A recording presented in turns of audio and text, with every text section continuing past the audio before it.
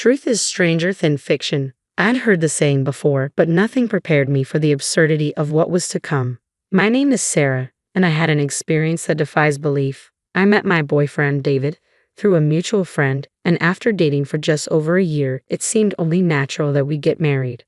As we settled into our new life together, I moved into his apartment and started organizing our things. We were on the brink of submitting our marriage registration when I was suddenly struck down with a fever and diagnosed with the flu at the hospital. David, ever the reliable partner, assured me, "I'll handle the marriage registration." Trusting him, I left it in his hands. Hours later, I heard David's voice and then a sweet female voice calling out, "David." A wave of concern hit me. Had he brought another woman home while I was sick? But no, it wasn't a fever-induced delusion. David had come back with his mother. She marched straight to our bedroom and called out, "Sarah, aren't you coming out to greet me?" As if demanding a welcome from someone who was clearly unwell. What kind of person was she? I pretended to be asleep, hoping to avoid further confrontation, but her next move was even worse. She yanked the blanket off me and scolded, "You're still in your pajamas." Of course, I was still in my pajamas, because I was sick. "Get up and change immediately. You look disgraceful," she ordered, trying to pull me out of bed. "Please leave me alone. I have the flu and it's contagious," I pleaded, my voice a mix of frustration and panic. Where was David during all this? From the living room, I could hear the loud sound of the TV and his laughter echoing along with a comedy show. "David, your mother is practically attacking your wife. Is this how you treat your wife? Unbelievable. Fine, if you're too sick to cook, I'll handle David's meal. Be grateful, you useless fool," she shouted before storming out. Her cruelty towards someone who was bedridden was nothing short of wicked. "David, I'm making your dinner, okay?" I overheard her say. Exhausted by the heated exchange, I felt utterly drained. If you heard, why didn't you stop her? My frustration with David only grew as he failed to intervene and allowed his mother's relentless abuse to continue. Unable to find peace, it took 5 long days for my fever to finally subside. I couldn't help but regret agreeing to marry him. I missed my single life deeply. After a 2-day rest, I returned to work and informed my boss that I was married. With no wedding ceremony planned, I only notified him and the HR department. At work, being something of a loner, my only close contact was Anna, who worked in HR. "Congratulations on your marriage. A week off for the honeymoon? I'm so envious." Anna's teasing smile made me sigh. "I just got hit with the flu and had to endure torment from my mother-in-law." "What? That's hilariously tragic," she said, though I didn't find it amusing at all. She then gave me some instructions. "It's been a week since you filed your marriage registration. You should be able to get some paperwork with your new name and address on it. Go get that sorted and let me know so I can update your details in our system." I listened, trying to keep a serious expression. At that moment, all I could think about was getting a divorce. I hadn't anticipated such a shocking turn of events. After work, I went straight to City Hall to request the paperwork. I was advised to collect it. However, when I looked at the document, I saw my maiden name still printed on it. "What does this mean?" I texted Anna urgently. "The paperwork still has my maiden name. What's going on?" She replied almost immediately, "I don't think your marriage has been registered." Don't tell me, I thought, realizing that what I believed to be a marriage might have been just a figment of my imagination. "I think you're right." Shocking, isn't it? Anna seemed frustrated by the back and forth messages and called me directly. "You haven't been scammed out of money, have you?" "No, the only thing I've lost is my peace of mind. Just in case, you should apply for an annulment. Your husband might be a con artist." "A con artist? The person I've been with for over a year? A con artist?" It seemed extreme, but with his mother's behavior, it wasn't entirely out of the realm of possibility. Taking Anna's advice to heart, I went ahead and applied for an annulment of my marriage. "Aren't you shocked?" Anna asked, still on the phone. I stared blankly into space. Logically, being betrayed by your partner should be shocking, but after enduring David's mother's bullying while I was sick and seeing David act like a mama's boy, I'd surprisingly realized that I no longer loved him. The treatment I received from his mother made it clear that staying in that situation wouldn't be good for me. "If you're okay, that's good to hear. But what about your boyfriend? What was going on with him?" I, too, was curious about his intentions. There had to be more to it, something that would be exposed as soon as the marriage registration was checked, just like it was today.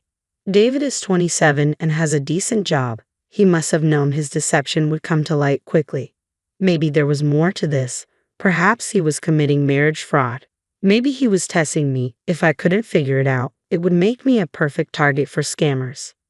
I was deeply offended to be treated like such a fool. I couldn't forgive David for what he'd done. Fueled by anger, I made a decision. I boasted to Anna about my plan, but what I actually managed to do was quite mundane. I recorded conversations and watched the footage of David and his mother.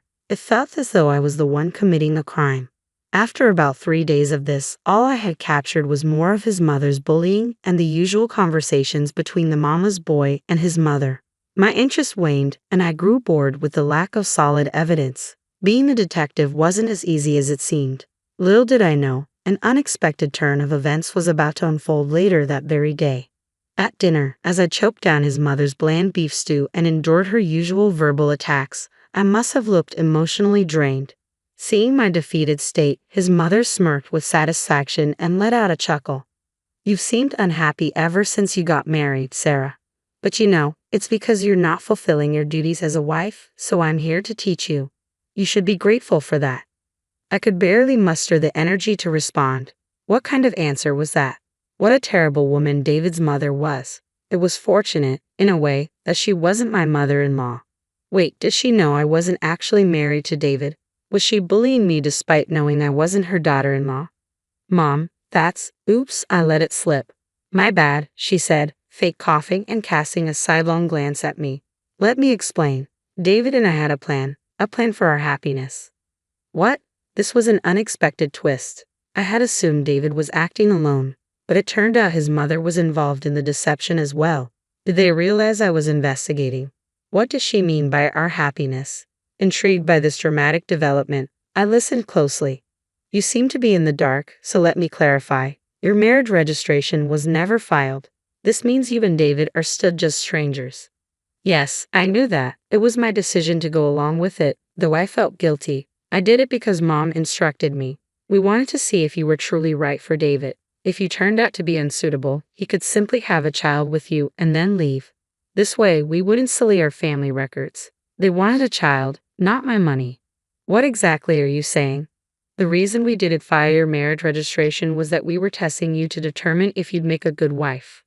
What was that? Could any novel have such a dull plot? All my efforts over the past 3 days had amounted to nothing. Feeling defeated, I headed to our bedroom, where I had already packed my bags in case I needed to make a quick escape if my eavesdropping was discovered.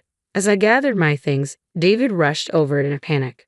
"I never meant to hurt your feelings." "It's okay. Goodbye," I said, avoiding his gaze. What more could I say? Was I really involved with a con artist? It felt like something out of a fiction movie. When I unexpectedly returned home, my parents were stunned. As I recounted the events, they were left speechless, their mouths hanging open. Given the late hour, they told me to get some rest, treating me with an unusual degree of concern. The next day was Sunday, and I spent the night letting off steam at a nearby pub with Anna and a few other friends.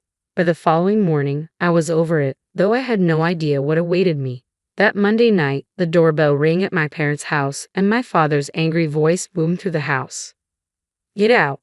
I rushed downstairs to find David standing at the entrance with his mother looming behind him. "Sarah, you need to listen to me," David pleaded, pushing past my father. "Why should I?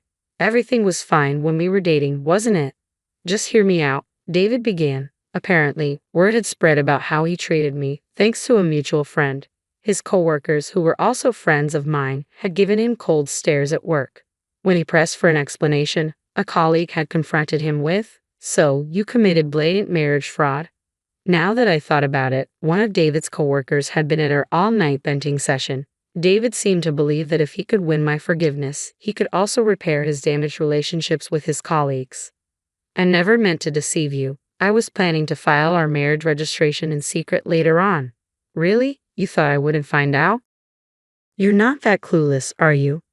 I went to get some legal documents and found out immediately that David's claims were true. He genuinely didn't know about the registration issue. I felt foolish for suspecting something more sinister. As I stood there, stunned, his mother stormed in. "You knew about this and still stayed with David for a few days." Forgive him immediately, and then I'll consider you as my daughter-in-law. Honestly, I couldn't care less about your approval. Even if you begged, I wouldn't want to be your daughter-in-law. What did you just say? Your son is a mama's boy, and your cooking is awful. I'm fed up with your bullying and your petty sarcasm. What? I continued, watching his mother's face turn red with anger. You wanted me to have his child and not ruin the family's reputation. Isn't that a gross violation of my rights? Did you even think of me as a person with feelings, not just a tool? And don't you dare speak to my mother like that. Do you still not understand what's going on? What you did is called marriage fraud. I didn't do anything wrong. You wasted my precious time. Time is valuable, you fool. I nearly grabbed David by the collar, but my father stepped in. Sarah, that's enough. The neighbors are watching. I looked around to see that we had attracted quite a crowd, with neighbors clapping and cheering, "Go Sarah." Meanwhile, those who knew David and his mother were whispering and spreading rumors. I glared at the now pale David and his mother and threatened them. Don't ever come near here again. If I see either of you around my house, I'll call the police. As an afterthought, I added, David, I've recorded conversations of your mother bullying me. I'll be seeking compensation, so expect a call from my lawyer. I said this with a triumphant smile. After that, David's situation only worsened. He was ostracized and removed from team projects, relegated to a mundane role in the document management department, essentially a notice of redundancy.